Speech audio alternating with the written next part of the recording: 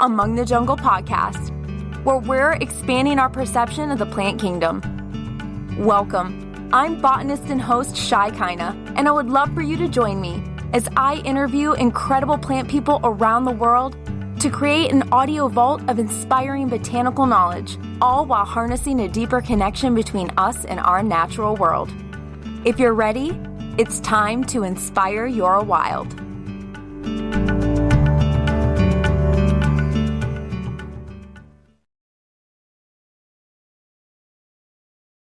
Welcome back, Jungle Dwellers, to episode number 18 of Among the Jungle podcast. I personally have spent a lot of time shopping for plants, and I recently realized that there are a lot of things I'm considering and analyzing when I'm looking around for the perfect plant to bring home. So that's why I created this episode. And a downloadable graphic so you can have a plant shopping checklist whenever you go on your next plant hunting adventure. In today's episode, we will learn how to avoid sick and stressed plants, plant compatibility tips for your home ecosystem, and what to do when you bring your new plant babe home. I'm really looking forward to sharing this episode with you, as well as some video clips and tips sprinkled throughout the week. The show notes for this episode, as well as the downloadable checklist, are at amongthejungle.com/018. Welcome, friends, to the jungle.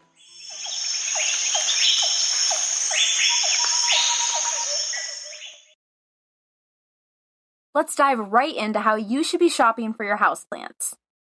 I discovered last week as I was shopping around for some plants for my own house that there are a lot of things I'm looking for in a houseplant.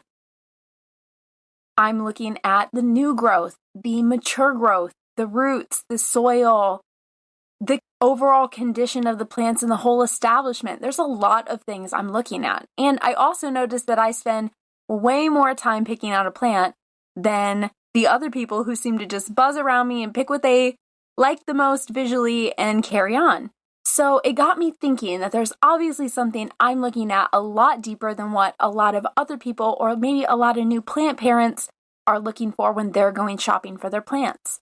So that's when I thought of creating this episode. I think it's extremely underestimated how important it is to be a good plant shopper. Because if you start out by purchasing an unhealthy plant, then of course it's going to be way more difficult for you to keep those plants alive. And I've seen through a lot of experience, especially during winter time, that establishments can be selling you plants that aren't necessarily in the healthiest condition to begin with, and then you think it's you who's killing plants when really you started out with an already sick plant. So today we're going to talk about how to avoid those type of plants and how to find the healthiest plants possible. This episode is broken into 4 parts. What to think about before you go shopping, where to shop, what things to look for while you're shopping for plants, and what to do after you bring those plant babies home. So let's go ahead and explore what we need to do before we go plant shopping. The first thing we really need to start considering is our own space. I always call this our home ecosystem. If we start here by looking around our own home ecosystem, we can see that there are certain amounts of light. There are certain types of humidity for where we live. We might have other roommates or a baby or cats or dogs. There's lots of elements that contribute to our home ecosystem. And all those things need to be considered before you bring a plant home, especially a toxic plant. So my first recommendation is to look around your space. Where do you have space for a plant? Plants require light, water, and nutrient to grow. Therefore, you have to find a spot that has light. You cannot put a plant in a dark bathroom and expect it to grow. If it doesn't have light, you can always add additional lighting to put plants in alternate locations. But if you're someone who's just trying to work with the natural lighting you have in your home, you really need to be considering that before you purchase the plant. Instead of purchasing a plant and trying to squeeze it in somewhere, you can do the reverse of that, which is think about what space you have and then look for finding a plant that will fit that space perfectly. This is really the ideal relationship we want to have with our plants. We don't want to be forcing our plants into conditions or environments that they can really never thrive in. It's easier if we figure out what our limitations are, like light, for example, and then begin working from there. You also might want to consider the drafts in your room, from doors, from heat and air vents, or even potentially adverse weather conditions. For example, getting really cool drafts in the winter. You also want to consider what kind of plant parent you are. Are you somebody who loves to mother your plants? Because then you're probably going to want plants that require more care. If you're someone who forgets to water their plants or likes more minimal care, then you should be looking for plants like cacti and succulents that require less care. A succulent is not a good houseplant for somebody who enjoys caring for their plants. And a peace lily wouldn't be a good plant for someone who prefers a plant with less care. Knowing what kind of plant parent you are is super helpful when you're shopping for plants. Lastly, I think it's important to consider your overall goal for that space. Let's say you have a small space that you want a little peace lily. Well, if you get a little peace lily, that peace lily is going to grow pretty fast, and it might quickly outgrow that space. So you want to consider plants and how big they're going to grow into the future. Remember, it's not a short-term thing. You are intending to have these plants for a while, and therefore you don't want that particular plant to outgrow the space. So it's good to have some foresight and leave your plants some room to grow. Now, let's talk about where to shop. The first place a lot of people buy plants is big box stores. There are a couple benefits to this, which is mostly that they're one of the cheaper places to buy houseplants, but in my experience, they are one of the unhealthiest places to buy houseplants. First of all, those plants are not being taken care of by somebody who knows a lot about plants. They are also crowded into very small spaces, which allows pests to build up and spread to plants very rapidly. I would say this is my number one complaint about big box stores, and it's that their plants are almost always infested with pests. Also, big box stores are more than likely going to have standard typical houseplants that you're looking for, and very rarely are going to have any of your exotic or wish list type plants.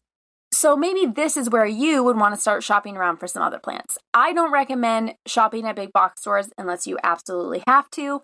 I really like the idea of shopping around and supporting as many local establishments as possible. So do a Google search, find greenhouses, find garden centers and nurseries in your area. A lot of them are converting to carry a lot more houseplants since it's so trendy. Where before, they might have had a lot of nursery plants. Now they're really gearing towards getting a nice houseplant selection as well. So those are great places to check out. And of course, as we know, since the plant community is just expanding and expanding, we also have lots of plant shops that are opening to specifically cater to us and what we desire in the plant industry. These boutique places might be a little bit more expensive, but supporting the local economy is so powerful. These local boutiques might be a little bit more expensive, but very often they're getting in more exotic plants. The care for them is much more deliberate by plant-passionate people, and typically you're shopping with the people you're supporting. Online is another place to shop for plants. There are some incredible online trusted nurseries, like Gabriella Plants. We had them on in episode 4. And what's so great about these companies is not only are they producing top quality plants, but you're getting these plants for a great price because they've cut out the middleman. They are growing the plants themselves and selling them directly to you, which as a consumer is the cheapest, most economical way for you to get high quality exotic plants. Buying directly from growers is the best way for you to get high quality plants for a lower price. They have perfected the art of shipping plants. They are so good at what they do, and your plants are guaranteed. It's a win-win. However, when you start buying online in places like Etsy or Facebook groups, you do not get as much of a guarantee. Those type of online shopping experiences are not required to deliver you what you're expecting and aren't required to give you a refund or exchange if you are not satisfied with the product. I have seen so many negative experiences through purchasing in online Facebook groups. This is the very last method I recommend. Before you do that, I recommend you looking up your local plant groups in your own area and messaging back and forth, doing meetups, swapping out, buying plants from each other, doing exchanges and those kind of things before you start going into national Facebook groups where people are shipping plants all over the country. You're getting mush in the mail, you're getting unrooted cuttings. And we're going to get into why some of that is important in this next part. What to look for when you're shopping for plants. So like I said, it takes me quite a while to pick a plant. And that is because I am looking at a lot of things before I make a plant purchase. It's not as much as just looking at it and being like, wow, this plant looks really green. I love the shape of this plant. There are so many other factors to consider, and all of these factors have come from me shopping for plants for many, many, many years, and honestly seeing a lot of things go wrong with them. So here's some main things I'm looking for when I'm shopping for plants. First and foremost, we want to be looking for pests. This is something that's really easy to happen to plants that are in plant shops because typically they've been shipped from somewhere else, and that causes them a lot of stress. Stressed plants are a lot more susceptible to pests. Pests can come in a lot of forms. They can be white mealybugs, they can be green aphids, they can be little black moving thrips, they can be little honeydew-looking drops underneath that's actually scale. They can be all different shapes and forms. But looking critically for damage, mechanical damage on the leaves like brown spots or collective areas of damage, that could very well be a pest. And not all plant shops spray their plants with pesticides before selling them to you. So with that, I'm also checking out the older foliage. What does the older foliage look like? Because this is going to be some of the leaves that are the first leaves to go. So if I'm noticing that they are very pale in color or beginning to turn yellow, then they might have went through some extreme damage in travel, and I might not be seeing the residual effects from that yet. And so that might not be a healthy plant I want to purchase. But above all, I think the most important telltale sign is the new growth. The new growth is so important. So this is what you should be really seeking out when you're looking for a new plant. Is the new growth pushing itself out? And if so, is it white? Because if it's all white, it could have been in the dark for too long.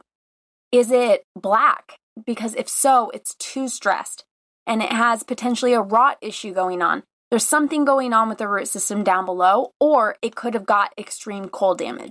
Are there black tips on any of the leaves?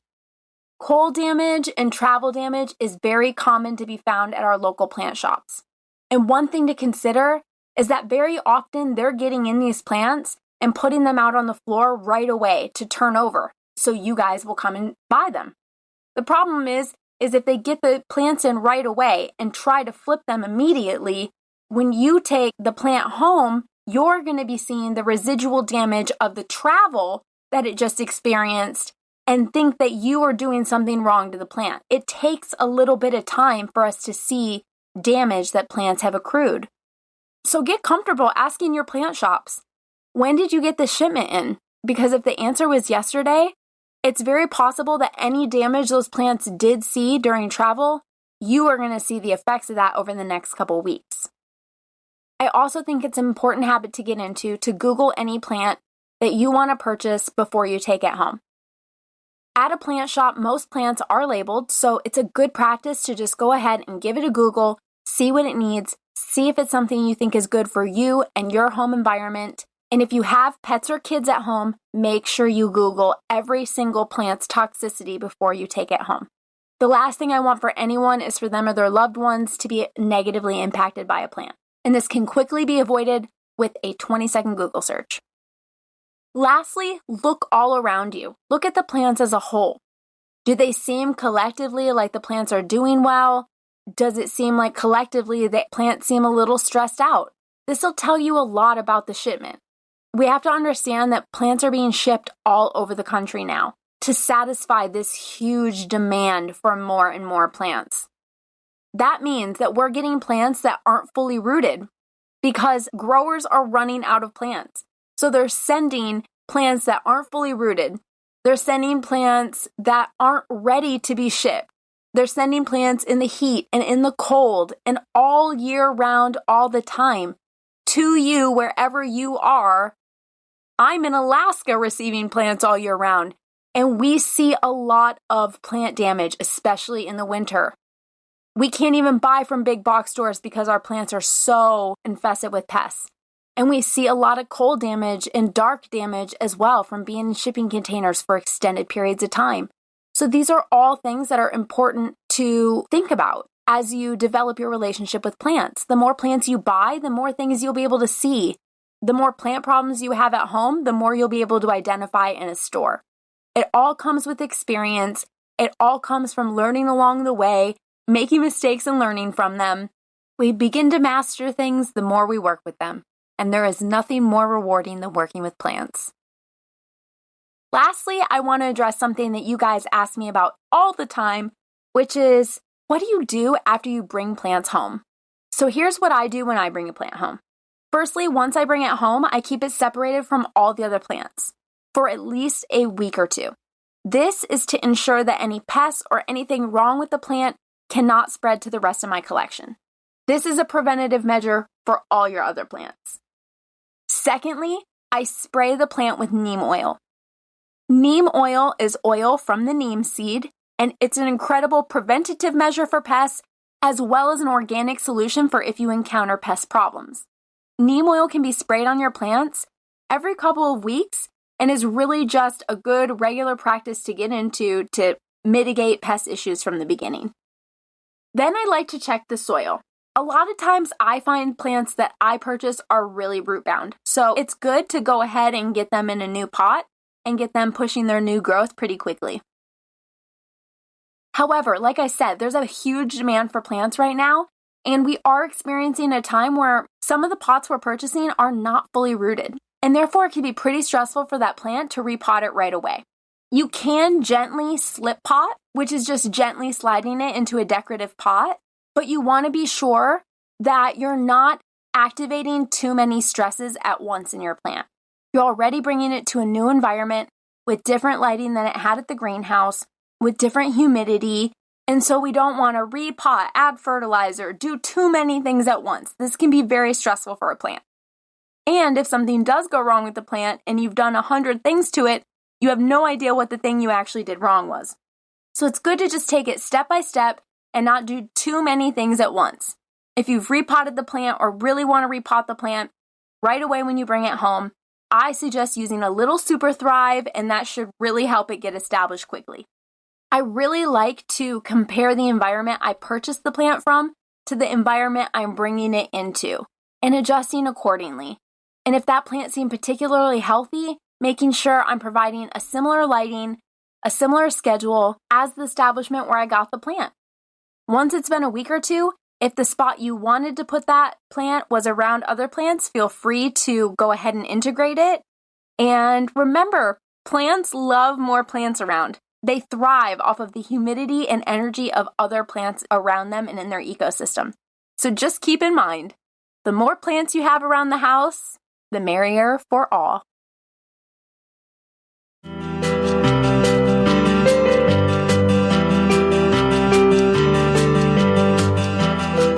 There's a lot to consider when we look to bring healthy plants home. Anything we bring inside influences and affects everything else in our home ecosystem. This is our sacred space, and if we surround ourselves with vibrant, thriving beings, we too can thrive. This week, I challenge you to share a recent photo of a plant purchase you made in your story and tag us at Among the Jungle Podcast. Bonus points if you share a screenshot of this episode so your friends can tune in as well. Be sure to keep up with us on Instagram, where I drop lives, challenges, reels, IGTVs, and on TikTok at Among the Jungle for 15 to 60 second videos on plants, planet, and positivity. Follow Aloha Shii on Instagram to connect with me and my personal botanical page, as well as Among the Jungle Podcast if you're not already. Find the show notes for this episode at amongthejungle.com/018. There you will also find the downloadable checklist for your next shopping adventure. And share this episode with a friend that could use some plant shopping advice. I hope this episode inspired your wild, and I hope you're now fully equipped to find the best plants you possibly can to bring lots of joy and serotonin into your life. Until next week, Jungle Dwellers, Love, light, and aloha.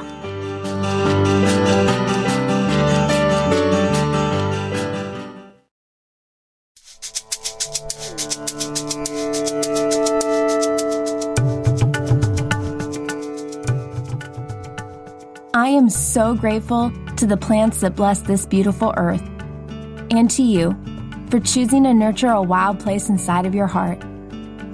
I hope this episode inspired your wild, and I'd love to hear your feedback, suggestions for future guests, and other botanical notes at amongthejungle.com or amongthejungle on Instagram. It's been lovely exploring this exotic world with you today, and I look forward to where the journey takes us next week. Mahalo for tuning in, and stay wild.